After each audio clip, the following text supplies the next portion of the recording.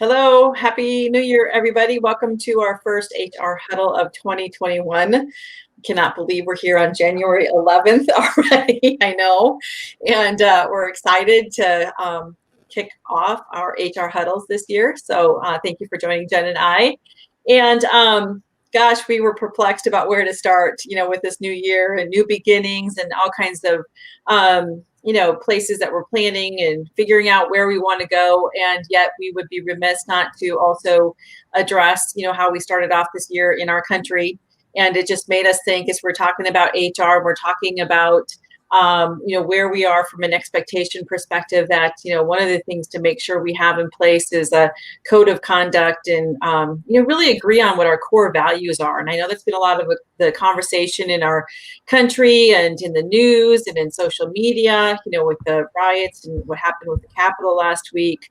And we just, if we start to look at it from a leadership perspective, or leadership coaches, how we reflect on it is, what can we do to, drive leadership with individuals in organizations. Our government is an organization. And then we think about, from an HR perspective, in the firms that, our HR professionals and, we are counseling and coaching, it comes back to, what are we grounded in? What are we committed to?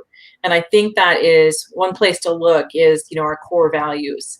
And, what do we say we're committed to, how we're going to behave, how we're going to interact with each other, what you can expect from us, what our team can expect, what our partners can expect, what our clients can expect. And that's just such a great place to get grounded and, come back to, what are we committed to? So that's where we thought we would start today. And, so I'll stop there and see, Jen, if you want to add anything to the setup and, what your thoughts are on that. Yeah, well, and we've talked about in a prior HR huddle expectations and expectations management, and we won't necessarily go way far over there into all that gory detail that we already covered. But where Tamara and I got on this subject today, this is our first HR huddle of 2021, and the year, we thought, okay, here it is, shiny brand new year, all filled with hope and possibility. And then we had, literally an invasion of our nation's capital. And it shook us. As my husband would say, we were rattled. And not just Tamara and Jen, by the way. We know we were collectively rattled. Okay. Right. So I wasn't trying to make that just exclusive to us.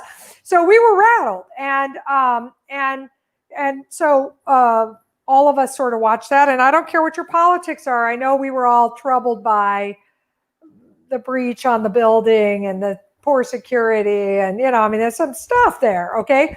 Well, what's been interesting in the aftermath of that, that we're all kind of paying attention to, or maybe you are, is that people are getting fired that were there protesting or were filmed themselves inside the building.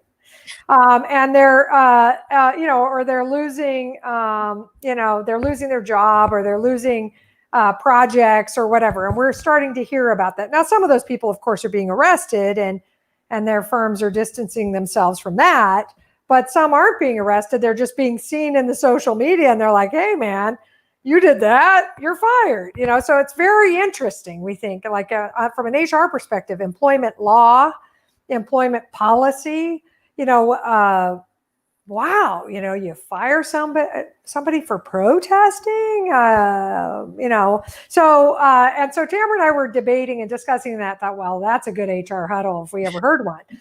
So that's what this is about. Okay, that's what we're kind of thinking is on what grounds do you fire them, and how clear are your expectations, and what does your code of conduct say for partners and for managers and for staff and for administrators about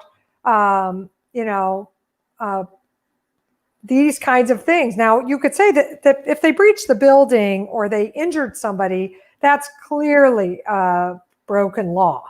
And maybe if you break the law with this kind of level of law breaking, you're out of here. But if somebody on your team gets a DUI, are they fired?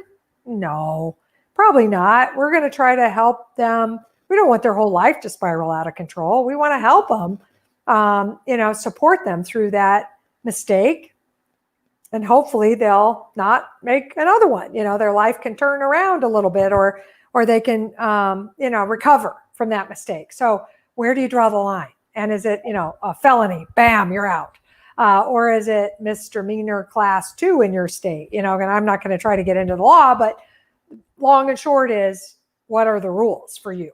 And if we aren't clear about that, then something like this happens and somebody brings it back to the managing partner. Hey, look, here's Bob. He's taking a selfie from the other side of the security at the Capitol building. What do we do about that? And then now we're going to have a political debate about whether or not we should, what do we do with Bob, or do we just go to our code of conduct? It's in writing. We know what to do. Right. And so that's the thought that Tamara and I were having. Well, and I think part of it, gosh, so a couple things. So a part of it was stemmed from, yes, we could go on for this topic for a while. Part of it's been stemming from because we've been helping firms on organizational changes that they're making in their firms, plus creating performance-based comp systems, plus what does it mean to be a partner? And so there's all of these different pieces that we've been working on. And one thing that keeps coming up is good citizenship. And what does it mean to be a good citizen in our firms? Now, we could broaden that and say, what does it mean to be a good citizen in the United States? But that's part of it is, what does it mean to be a good citizen? What is that code of conduct? What are those expectations? And how do we communicate that? How do we make sure we're upholding that and living that? And then in the terms of comp, how do we reward for contributions? But some of the argument is you have to be a good citizen first, foremost, that's table stakes to get in. And so how do we define that? What does that look like? Right. And, I was just sitting here while you were saying that, and I was thinking, some firms, you are like a loser, a terrible citizen, if you talk over somebody else in a meeting. They let other people end their sentence and silence falls before anyone picks it up, because you might call that a cultural phenomenon, but it really is about citizenship. Now, in other firms, which like ours, I was going to say ours, and the ones that I do better with, and my dinner, we're all, it's a free for all, and we're all debating our ideas, and people aren't cutting each other off rudely, but there's definitely not that feeling like you handed me the football so I can talk now. But literally, there are some firms that there are cultural norms or expectations of citizenship that if you did it, the group would be aghast. They would just be like, oh, they'd be appalled by it, and it's way, way less than breaking the law in social media and being tagged in a Twitter picture with your firm's, Twitter handle in it or something, horrifying. But it's simple stuff inside that's important to the firm.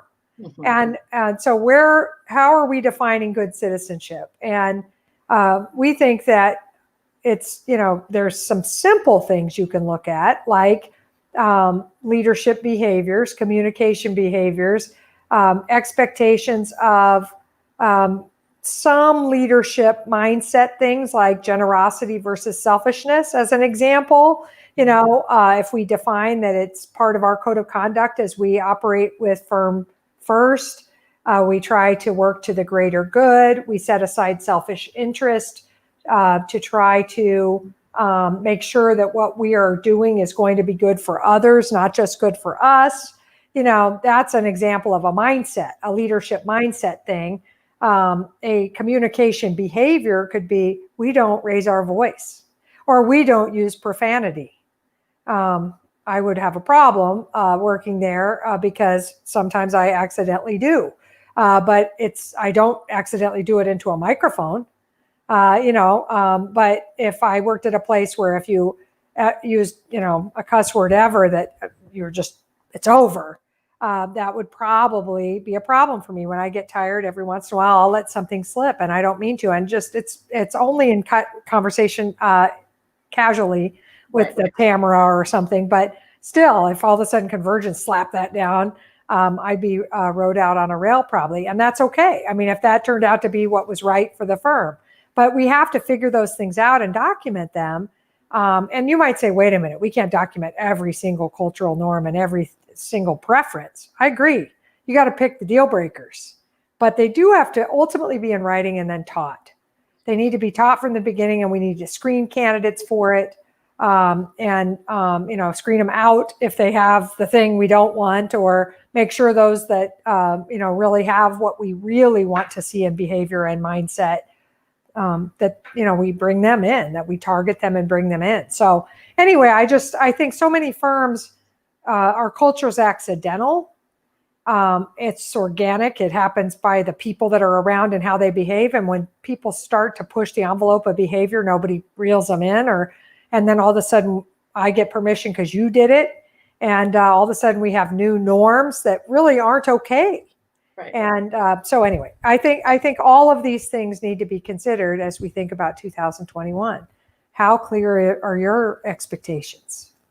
Well, I think that's a really good point where you just were going. Like you could say, okay, Jen and Tamara, you're kind of extreme looking at what happened last week and people getting fired, but bring it down to where you just were, Jen. And I think that's one of the other things that we're dealing with is I feel like I have a poor performer. I have somebody that's not a cultural fit, but yet we don't have anything to back that up. So it's hard to have conversations and say you're not a fit, or the way you communicate, or how you behave in meetings. And we've not ever defined that. We don't talk about that. It's definitely not in writing. Then it's hard to hold people accountable and say this isn't working. And I could just say, well, that's just my style. Like people just need to grow thick skin or whatever it might be. Yeah. And we've heard that a million times. Right, exactly. Yeah, for sure. So you can bring it down to, how do we manage expectations of what, is acceptable behavior? Again, how we can expect to be counted on to be treated with each other. And then to your point where you just were is, then I can recruit based on that. I can performance manage based on that. We can create our culture intentionally based on that. So it's such a powerful tool, to define your core values and your code of conduct and, what we expect from each other. Yeah.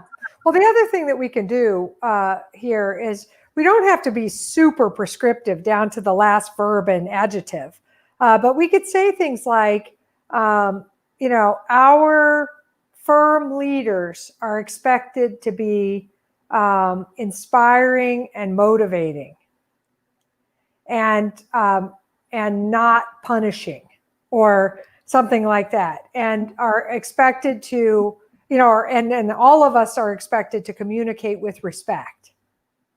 And you might say, well, what does communicate with respect mean? Well, then maybe, if somebody's like dropping cuss words regularly, that doesn't feel respectful. So we're going to sit down and say, hey, our code of conduct says we communicate with respect. Cuss words at work, not very respectful. Clean it up. Or slamming your fist on the desk. Yeah. I raised my voice. I yelled. I slammed my door, whatever. Well, that wasn't a respectful communication. Instead, it was an intimidating, scary conversation, and it wasn't inspiring and motivating. Now I was kind of writing a bullet for our code of conduct back there with inspiring and motivating, not punishing, and respectful, all as possibilities. I didn't craft the sentence very well. Emily came up with positive regard.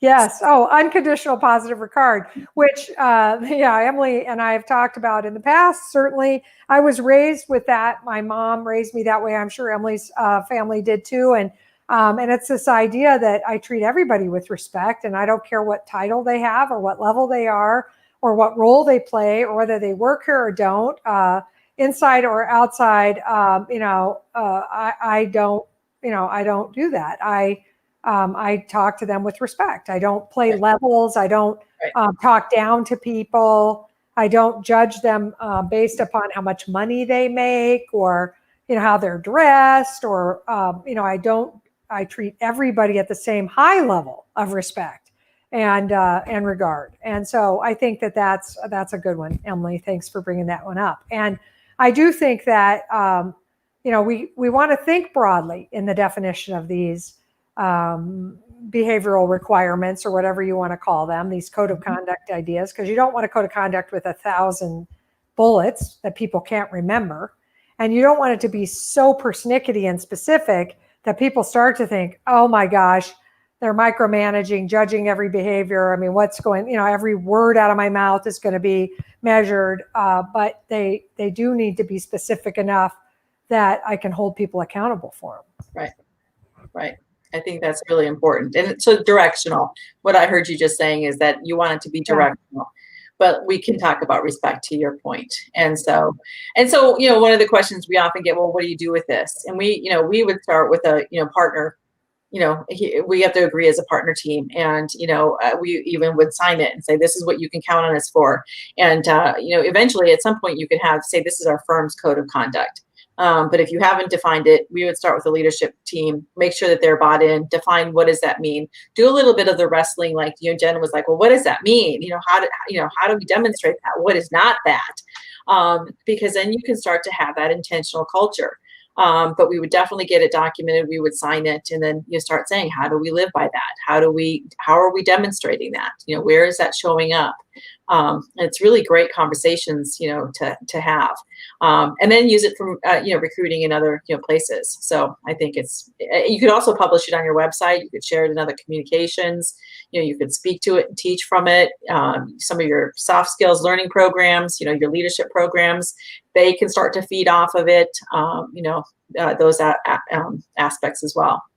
Well, and Tamara, operating agreements. So if you have a shareholder agreement or an operating agreement, oftentimes they have a list. They define what are expulsion activities. And those are usually things like bankruptcy, a felony, certain bad acts, if you will. But they don't have usually a clause that says, or not adhering to our code of conduct, right? Which should be firing offense if it were bad enough and persistent enough. Right. Obviously, we try to coach these folks and all of those things if we could. Depends on what the issue is, but sometimes our employment handbook and our operating agreement and our employment agreements, they don't specify that this is a condition of employment to behave under this. And right. and of course, you would say to me, partners and shareholders are not employees; they're owners. That's why that agreement needs to say you will adhere to the code of conduct, or those. That's an expulsion potential activity too. And a lot of firms have been revising theirs to do that. The other thing that I wanted to bring up here, and it's a little can of wormsy. We're getting to the end of time, but I think that, and this may be a future discussion, Tamara, but we have taught a session on ethics in the past. Yes. And, ethics are a part of this discussion. They are, some of it is preference, some of it's ethics. And we adhere to a code of ethics if we are part of a professional organization like the AICPA. We commit to adhere to that professional standard of ethics. And so, obviously we make that a condition of employment, but our firm may want to look at the ethics conversation and say, while we're building this code of conduct or this behavioral expectations list, what are some ethical issues that we want to spell out clearly so that, like for instance, conflict of interest, right, is a ethical playground, where I need to disclose my selfish interest. Mm-hmm. And who do I, and I need to do it up front. And, so it's things like that. So I just bring in ethics as something else in the considerations list as you're building that. Well, and transparency. So you're making me think about transparency and, being transparent. And part of that's that generosity and being transparent and like my whole self. And I think that also plays to the use of social media. And I know firms have struggled, like what kind of guidelines or restrictions, which is, I think, difficult, but, we want to be able to represent not only myself on social media, but I am always representing the firm or the organization I work for and that I'm affiliated with. And so even my volunteer, or like you mentioned, the AICPA, if I'm a member of the AICPA, we have to think about what I'm doing is representing my behavior, my social media, my presence, my brand is representing those things also. And that's, that's been a challenge, I know, for firms to teach and figure out, like, where's the freedom in that, and where's this isn't who we say we are or what we represent. And there's a balance, and so trying to figure that out too. So that's a whole nother can of worms, because individuals own their social media accounts, so they're yep, not representing their firm. What they are is they're reflecting on their firm. yeah, Because I can put in my little, my bio. the disclaimer. My views are my own. They are not the views of Convergence Coaching. That's what I could put in there. But just by putting that at the top of my profile, the stuff I'm putting on that profile will reflect on Convergence Coaching. Convergence Coaching may go, she's not representing us, but I have created a reflection upon, and that's what I think people don't get. Right. And social media policy, Tamara, sounds like another HR huddle. Right. I think a few more. I think we have a few more topics today. And if you guys, want more information about the code of conduct, we have some samples, and we're value statements, and we're happy to provide those to you. If there's any other topics that, might have had tentacles from what we discussed today, we're interested, especially as we plan our topics for 2021. So we're excited to be doing this again with you, and look forward to seeing you next Monday. So thank you very much. Bye.